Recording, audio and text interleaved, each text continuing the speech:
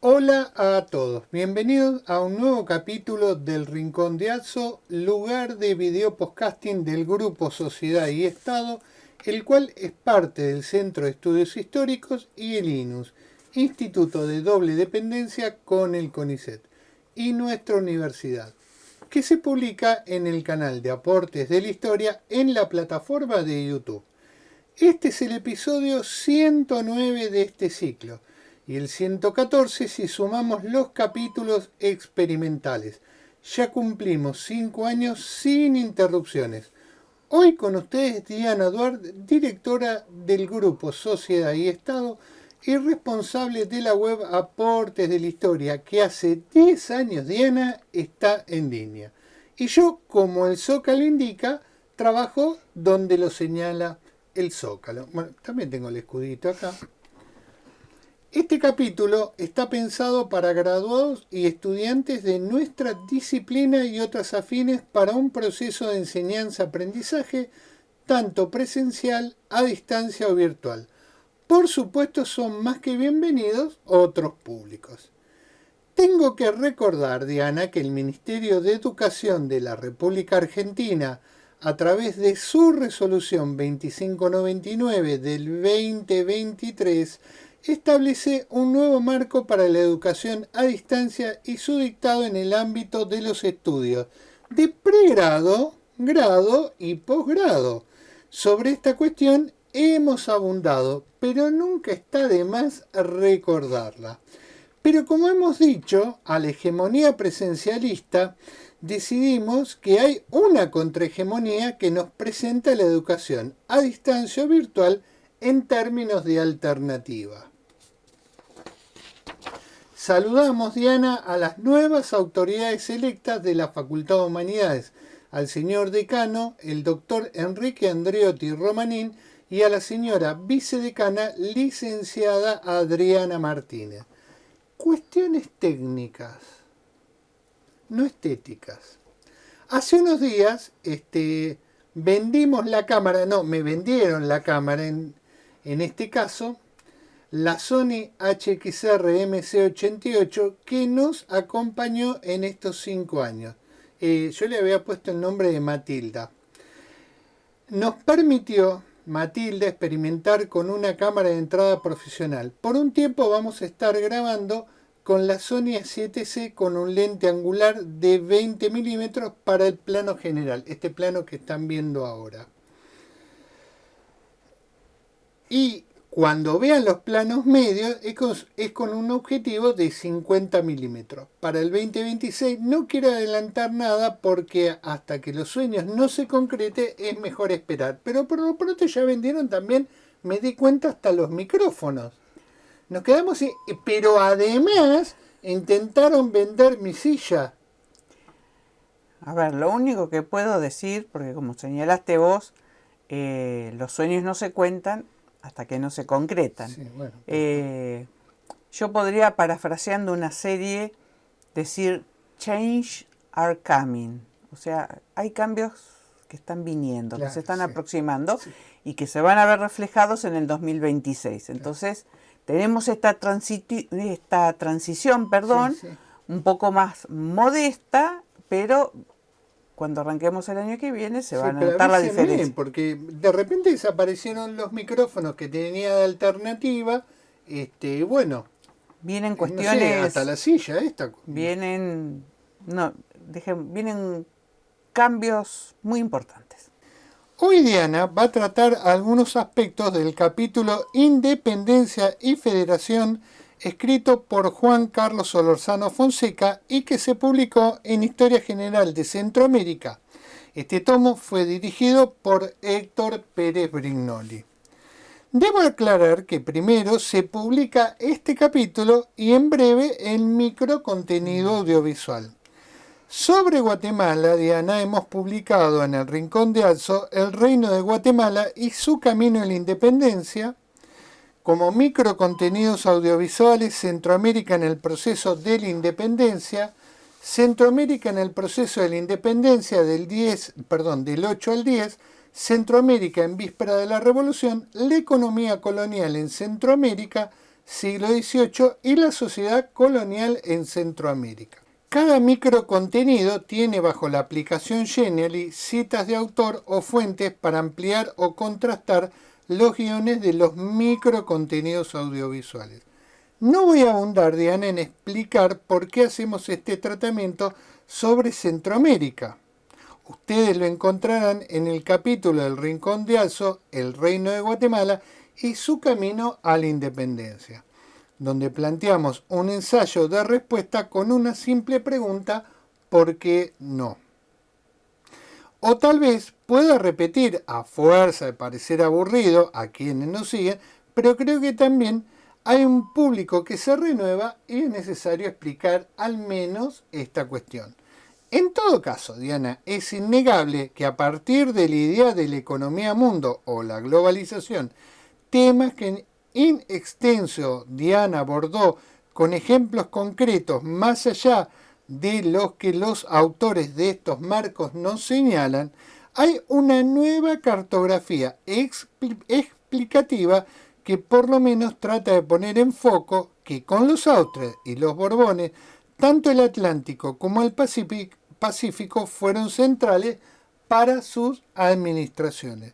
De nada vale hablar de economía mundo, globalización, sino cómo comprendemos cómo opera. Gran interrogante es cómo los planes de los colegios medios pueden abordar y presentar temas tan centrales y verlo en la larga duración para llegar hasta el presente. Digo, Canal de Panamá incluido. Sin más, con la persona que ustedes esperan, Diana Duarte. Bueno, muchas gracias, Carlos, por la presentación y nuevamente, como siempre decimos, buenos días, buenas tardes, buenas noches, dependiendo en el momento que vean este video podcasting. Bueno, como bien señaló Carlos en la introducción, vamos a abordar esta cuestión de Centroamérica interesante que a medida que lo vaya desarrollando voy a ir recordando que hay tópicos que nosotros lo hemos tratado en otros video podcast, sin hablar reformas borbónicas en general, pero hay muchos elementos que nosotros lo hemos tratado, por ejemplo, en el abordaje de globalización o en el abordaje cuando trabajamos los productos de América hacia la economía global, por ejemplo, como el anil, la plata obviamente ya está más que explicada, o el caso de la cochinilla, que son los trabajos que había desarrollados por Carlos Marichal. Bueno, entrando acá en cuestión, ¿qué está sucediendo en esta región de Centroamérica con Guatemala como protagonista a la cabeza de esa jurisdicción? Reformas borbónicas. Hacia mediados del siglo XVIII, los ingresos de la Real Hacienda, y acá nos vamos a enfocar en primer término la cuestión fiscal, que no es menor, dependían mayoritariamente de los tributos indígenas. Hacia 1760, el 63% de los ingresos fiscales dependían de los tributos indígenas.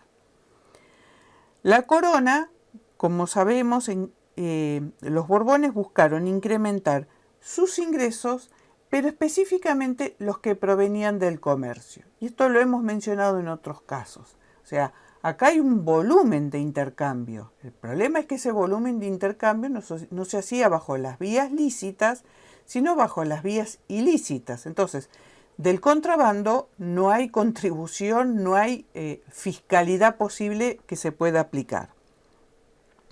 Por lo tanto, los Borbones van a crear las receptorías de alcabala, que iban a estar fiscalizadas por los intendentes.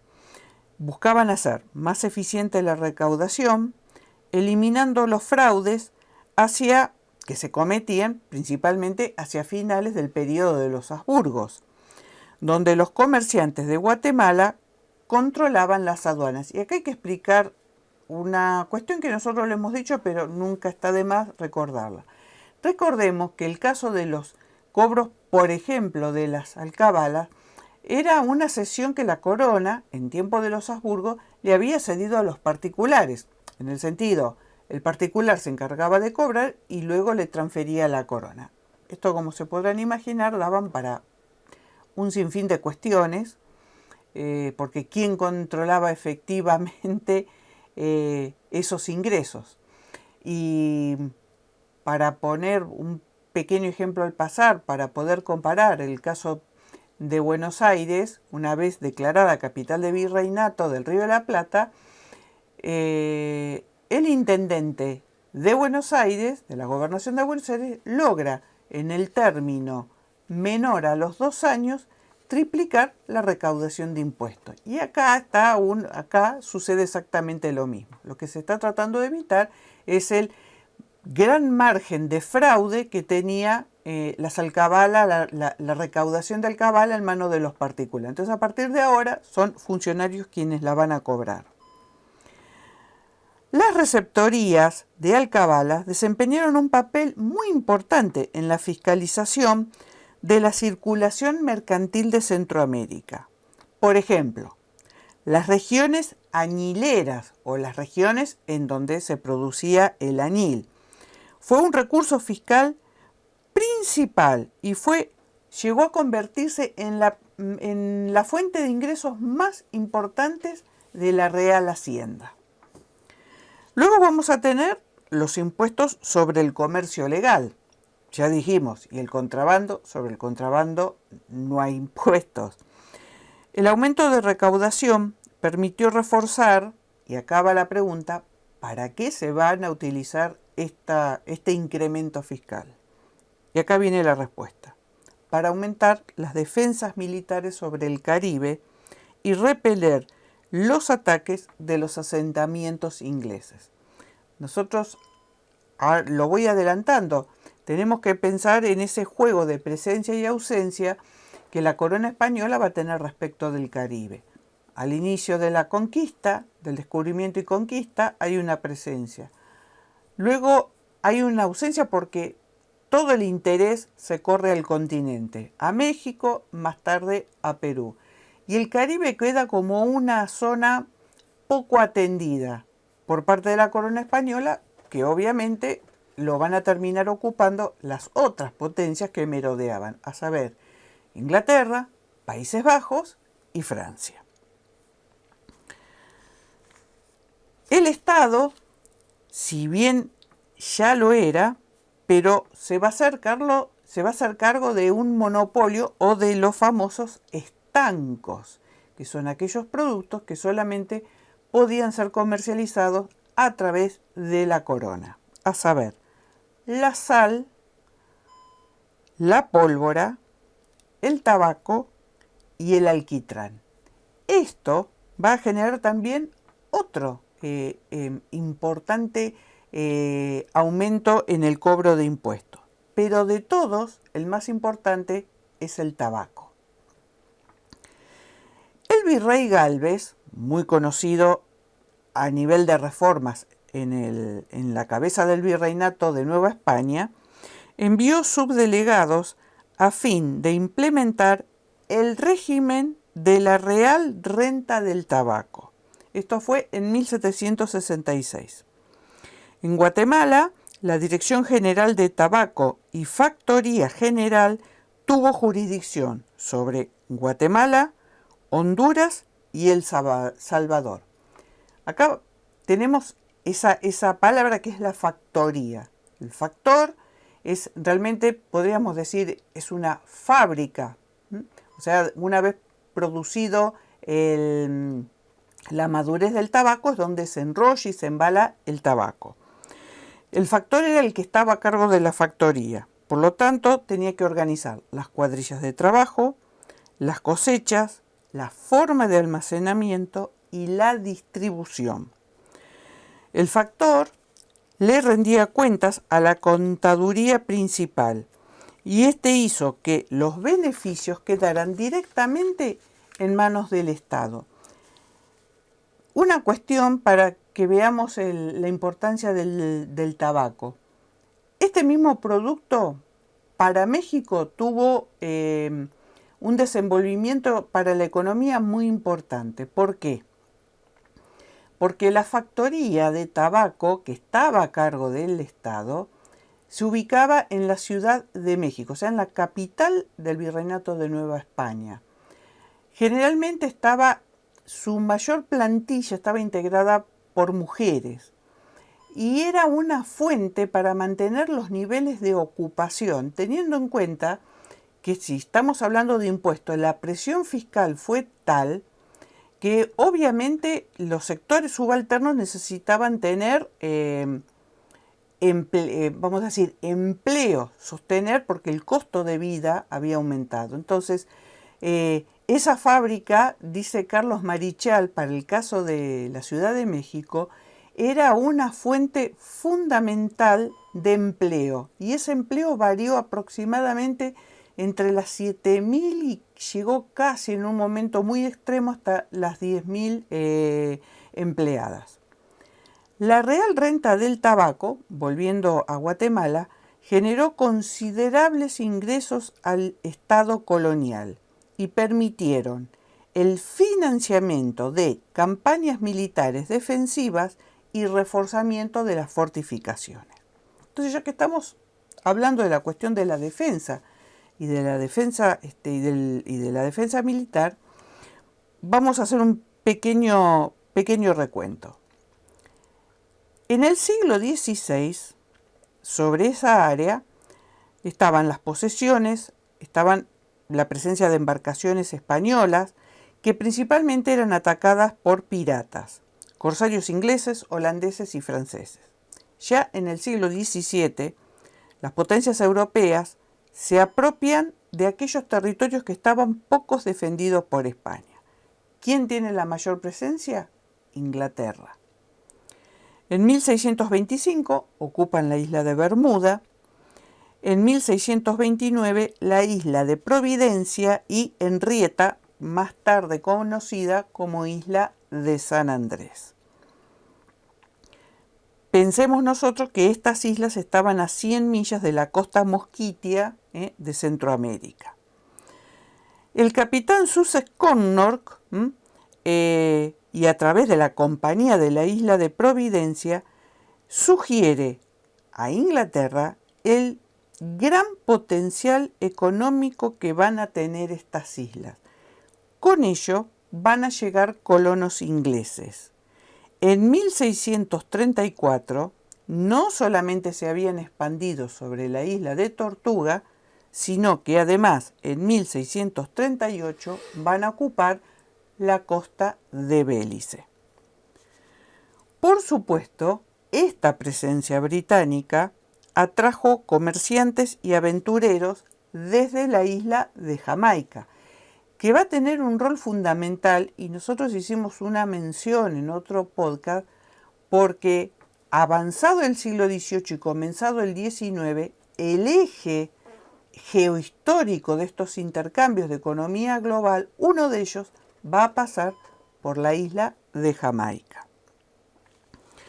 Por lo tanto, ¿qué es lo que fue el polo de atracción principalmente? Era la presencia de árboles tintorios, como el palo de Campeche, que tenía un tinte natural que era muy demandado por la industria textil. Para que tengamos una idea, en 1756 se llegaron a extraer 18.000 toneladas de palo tintorio, de palo Campeche. Obviamente, ¿no es cierto?, esto no fue una situación sencilla ni fácil en cuanto a la relación que van a mantener España como Inglaterra. Por eso le voy a pedir a Carlos ahora que lea una cita en la página 62 respecto a este contexto. Cito, Diana. Después de estos años de enfrentamientos militares en el Caribe, la diplomacia trató nuevamente de resolver lo que no habían logrado las armas. La Convención Anglo-Española, suscrita el 14 de julio de 1786, permitió un arreglo negociado el diferendo entre ambas potencias. España autorizó a los ingleses de Belice para que continuaran la tala de madera en ese territorio. La contrapartida, Inglaterra se comprometió a desalojar las islas de la Bahía, Providencia, San Andrés, las Islas del Maíz, y así como los asentamientos en la costa caribeña de Honduras y Nicaragua. En virtud de estos acuerdos, al año siguiente los colonos ingleses y sus esclavos desalojaron Black River y otros sitios en la costa. Algunos emigraron a Belice, otros a Jamaica, Islas de Caimán o las Bahamas. Más de 3.500 personas abandonaron la región.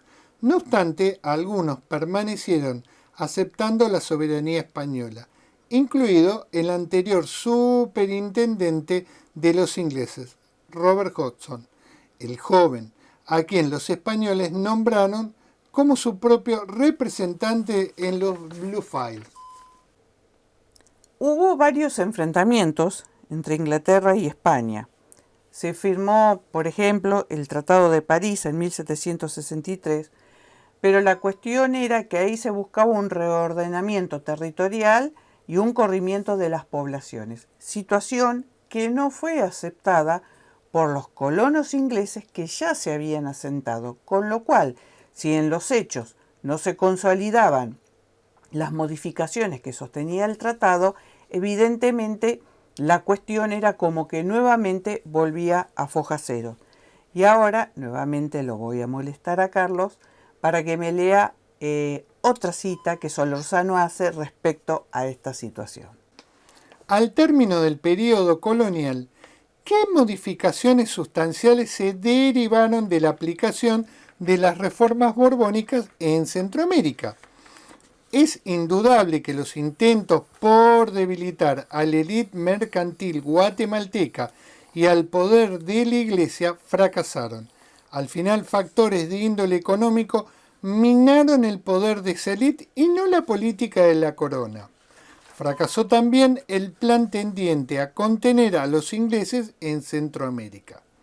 Al término del período colonial, los comerciantes de Belice controlaban el maltrecho comercio exterior de las provincias de la Audiencia de Guatemala.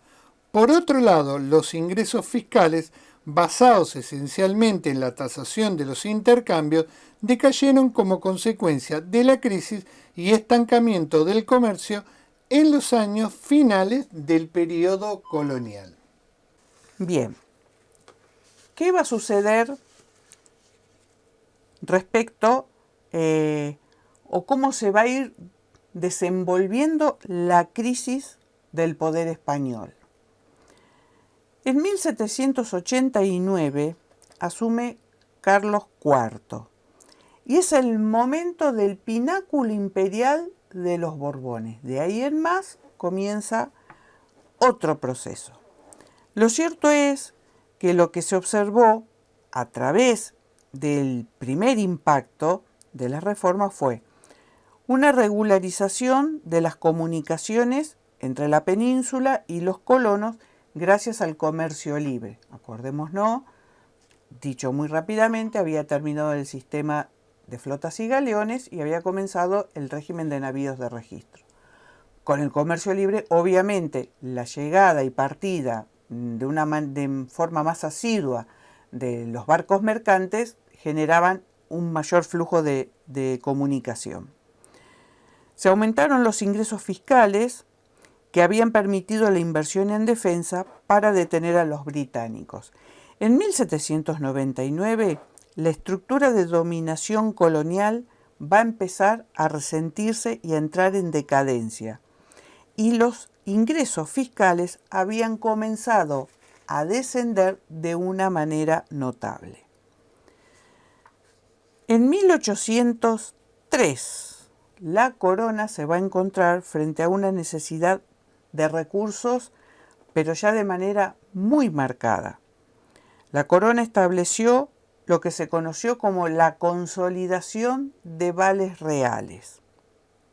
El tan conocido ministro Godoy no solo confiscó para la corona los bienes de la Iglesia en toda Hispanoamérica y exigió que todos aquellos que tuvieran sus propiedades grabadas con capellanías o cofradías debían pagar la totalidad de lo debido, de lo contrario se procedería a la venta de las propiedades. Así, drenó el capital desde Hispanoamérica hacia la península. Un tema que nosotros lo hemos tratado, que es el caso cuando Carlos Marichal tiene un texto muy interesante, un libro que se llama La quiebra del virreinato. Y acá está hablando del virreinato de Nueva España, o más comúnmente México. Para que nosotros nos demos cuenta de el nivel de exacción fiscal que comienza a tener la corona, no solamente la corona absorbía todos los recursos fiscales, sino que también llegó a tal punto que le requería los recursos que necesitaba el propio virreinato para su funcionamiento. A ver si entendemos. Si la estructura burocrática del virreinato, vamos a poner una cifra imaginaria, requería de 1.000 pesos reales, de 1.000 pesos plata, que eso era para el funcionamiento, la corona exigía que le entregaran parte de eso, hay veces hasta la mitad, con lo cual las propias autoridades virreinales tuvieron que salir a solicitar empréstitos a los particulares. Es esto lo que nosotros estamos viendo acá con la consolidación de los vales reales. Con una cuestión que se da en el caso de Nueva España, cuando después venga la independencia, y esa gente que se vio forzada a comprar esos vales, esos empréstitos, se presentaron a reclamarle al gobierno, ahora le podemos decir al gobierno revolucionario, al gobierno criollo. Por supuesto el gobierno dijo, bueno sí, pero eso fue una deuda que contrajo la administración virreinal. Bueno, todo eso generó una gran problemática en el inicio económico. Entonces, imaginemos nosotros lo que representaban los bienes de la Iglesia en general en Hispanoamérica. Tengamos en cuenta que ya en 1767, o sea, al momento que se suceden estas medidas, habían transcurrido casi unos 30 años de la expulsión de los jesuitas del continente americano y de todas las posesiones de España. Entre 1804 y 1808, en plena depresión de la exportación de añil, más de 1 millón de pesos plata fueron enviados desde Centroamérica por concepto de bienes y pago de vales reales. Hubo, dice el autor, otra serie de, y lo dice entrecomillados, de donativos patrióticos y voluntarios. Esto se asemeja a lo que sucedía en México. Obligó a los centroamericanos a expedir 1 millón de pesos plata adicionales para poder ayudar a la corona, o sea que eran enviados a España, con lo que agravó aún más la falta de circulante entre los comerciantes. ¿Qué va a suceder? Obviamente, los provincianos, al ver que dentro del ámbito español no había recursos líquidos, vamos a decirle efectivo, se volcaron a buscar intercambios con los comerciantes ingleses que operaban en el Caribe.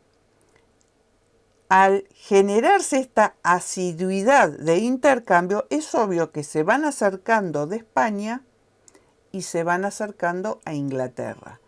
Eso va a marcar un punto, un inicio de ruptura. La consolidación de los vales reales fue duramente criticada por los criollos de Centroamérica, obviamente, porque son los que tenían que hacer el esfuerzo financiero. La invasión francesa de 1808 a España, sobre la cual hemos trabajado, detuvo el programa de consolidación, cuando ya se había incrementado la depresión económica en Hispanoamérica. En Centroamérica, antes de la llegada de las noticias de lo que ocurría en España, el único poder local efectivo era el integrado por la élite mercantil de la ciudad de Guatemala. Al respecto, nuevamente lo voy a molestar a Carlos y le voy a pedir que me lea la cita que está en la página 65. A diferencia de lo ocurrido en México, Venezuela, Nueva Granada y Buenos Aires, en Centroamérica la élite mercantil de la ciudad de Guatemala supo maniobrar políticamente, logrando mantener el poder de Guatemala y sus provincias en momentos en que el vacío de poder en España por la usurpación del trono de los Bonaparte provocaba la crisis política. De allí que la familia Aycinema tuviese el patriótico interés de contribuir al establecimiento de milicias, propuesto por el capitán general de Guatemala, Matías de Gálvez. La organización de las milicias tenía como objetivo acabar con la posibilidad de una sublevación popular en momentos en que la Nueva España ardía bajo la llama de las rebeliones de Hidalgo y de Morelos. Gracias, Carlos. En la propia Guatemala había un nuevo grupo de comerciantes que había comenzado a vincularse mercantilmente con los ingleses de Bélice. Querían liberalizar el comercio con los extranjeros. En las provincias, los propietarios buscaban emanciparse del control guatemalteco. Hubo conatos de rebelión tanto en El Salvador como en Nicaragua, y esto tuvieron lugar durante el año 1811.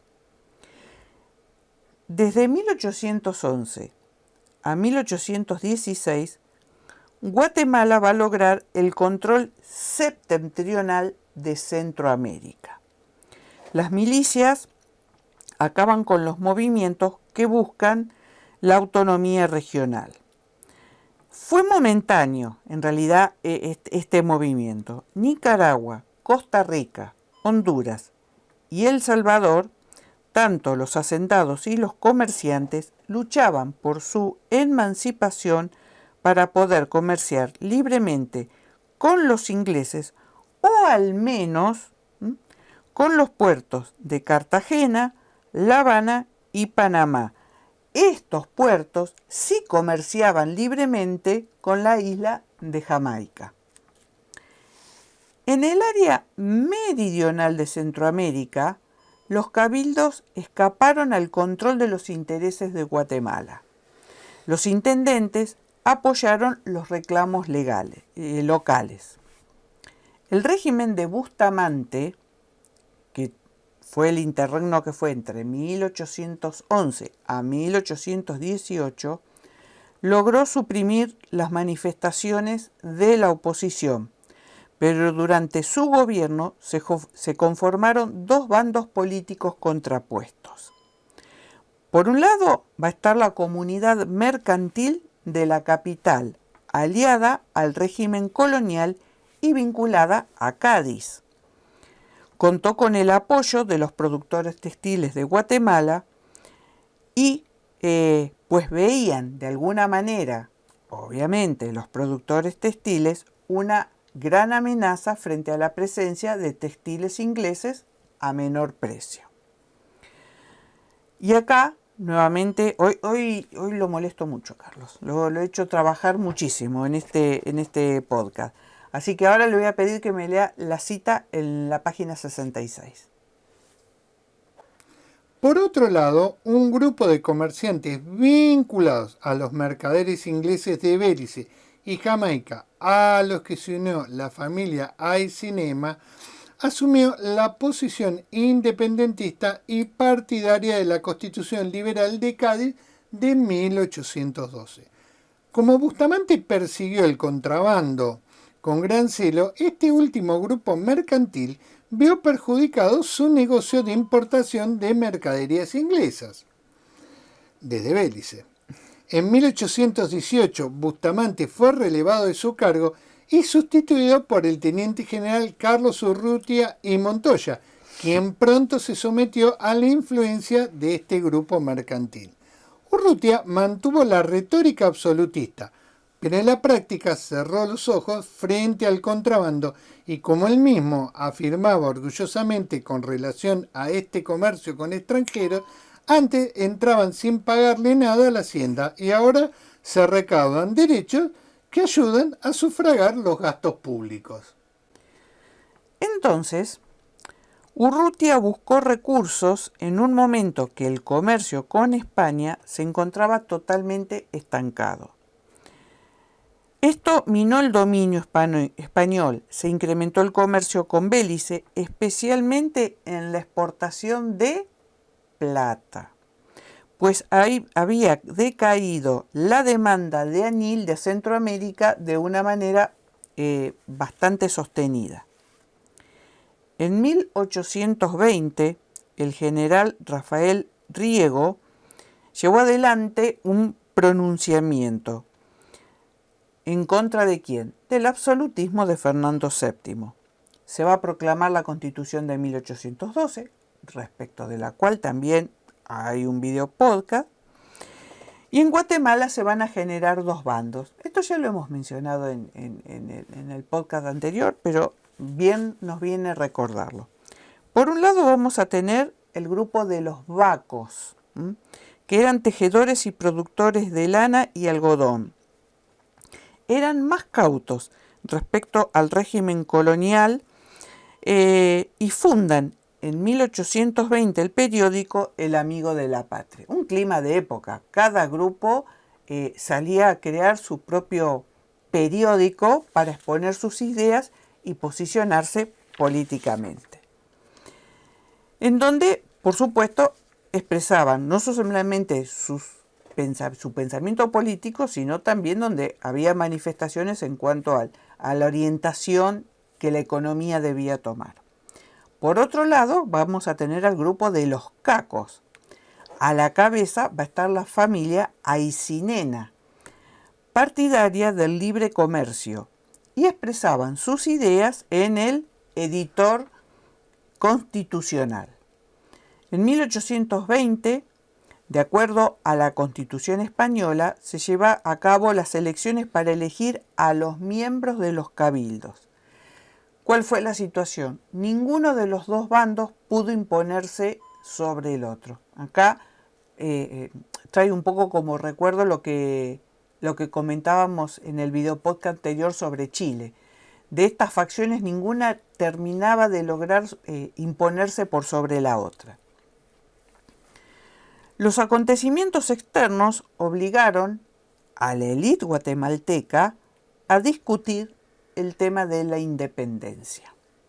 Por un lado, la familia Aycinena proponía separarse de España, tenía las influencias liberales y el poder y el control sobre las provincias y el capital. Pero más allá de que proclamaban y defendían la idea de la independencia, tenían una postura centralista y autoritaria. Tenían un movimiento independentista de carácter popular semejante al de México. En oposición a este grupo estaba el grupo mercantil ligado a Cádiz, que asumió una posición de lealtad a España y al general Urrutia. En mayo de 1821, Gavino Gainza recibe el mando del ya anciano general Urrutia. Aunque estaba en contra, Gainza, a pesar de que estaba en contra de la independencia, sostuvo conversaciones secretas con la familia Aycinena para preparar la declaración de independencia. Ambas facciones se unieron frente a la posible invasión de México. El grupo de Aycinena apoyó la anexión al imperio de Iturbide. El Salvador fue sometido luego que el ejército mexicano sometiera a la resistencia. Las tropas mexicanas se dirigieron a Nicaragua y a Costa Rica, que habían vacilado su anexión al imperio de Iturbide. Las provincias meridionales querían integrarse a la Gran Colombia, pues sus intereses comerciales estaban vinculados a Panamá y a Cartagena. Por lo tanto, ahora es el último pedido que le hago hoy a Carlos. Por favor, última cita y no lo hago trabajar más, lo prometo. Carlos, por favor, la cita de la página 68. La anexión de México tuvo rápidos efectos positivos para el grupo de la familia Aycinena. El gobierno imperial mexicano permitía el libre comercio con los británicos o con cualquier otro. En consecuencia, se incrementaron los intercambios con Belice, aumentando las importaciones en un volumen sin precedentes. A pesar de la prosperidad de la familia Aycinena, otros viejos comerciantes que no lograron vincularse a la red mercantil de Belice y dependientes de la producción manufacturera textil de Guatemala, se opusieron tenazmente al libre comercio con los ingleses. Aunque no lograron prohibirlo, al menos consiguieron que se cobrase un elevado arancel a las importaciones de textiles con el fin de proteger a los artesanos locales. No obstante, el grupo de la familia Aycinena, vinculado a Belice, mantuvo el control del gobierno. Solo había transcurrido un año cuando la vida política se agitó con la caída de Iturbide en 1823. Rápidamente, los cabildos de las ciudades de Centroamérica declararon la independencia absoluta, excepto Chiapas, que se integró a México el 1 de julio de 1823. Me pareció muy interesante porque estamos hablando de un espacio integrado por provincias y que esas provincias luego devienen en lo que van a ser las futuras repúblicas centroamericanas. Y la posición de esta región teniendo una cabecera tan dominante como era en su momento, en el periodo colonial, la cabeza del Virreinato de Nueva España, y en el interregno del proceso independentista, una figura tan fuerte como va a ser la República de México. Bueno, Carlos, disculpa que te hice trabajar tanto. No, hoy, la verdad, más que trabajar, te exploté. Está bien. Así que bueno, hemos llegado al fin de un nuevo capítulo del Rincón de Atso, como señalaste vos, con un ámbito más modesto, más austero, pero ya van a ver por qué fue. Yo tengo muchas quejas, realmente estoy monitoreando todo con esto que está acá, aunque ustedes no lo crean. Tengo que manejar esto, que como, viste, te dicen, bueno, mirá. Hacerlo es fácil. Es fácil. Leo, nunca lo hice. Bueno, no importa. Dicen, siempre hay una primera vez. Claro, viste, todo por teléfono a las apuradas, pero bueno, es una linda experiencia poder controlar a través de la tablet la cámara. La cámara, pero bueno,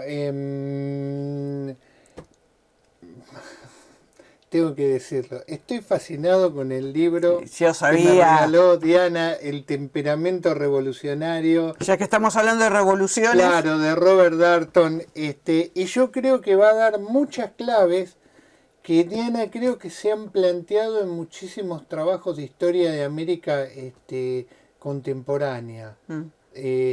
Y va a haber una vuelta a esas explicaciones a partir de lo que nos plantea Darnton, de cómo se va a construir eso que él denomina temperamento revolucionario en un lapso de 50 años. La verdad tengo ganas de hacer un podcast con vos. Va a ser imposible abordar cada uno de los capítulos con sus subtítulos. Porque tiene una riqueza del texto exactamente, que es pero bueno, impresionante. Allá vamos. Allá vamos. Diana, te agradezco que me permitas acompañarte y bueno. Bueno, entonces ahora viene oficialmente la despedida, como decimos siempre. Si les gustó nos dan un like. Si no se suscriben al canal de aportes. Y gracias por acompañarnos. Un abrazo y hasta el próximo encuentro, entrega, capítulo, fascículo de El Rincón de Atso. Gracias, Carlos. Un beso. Hasta la próxima. Gracias por todo, como siempre.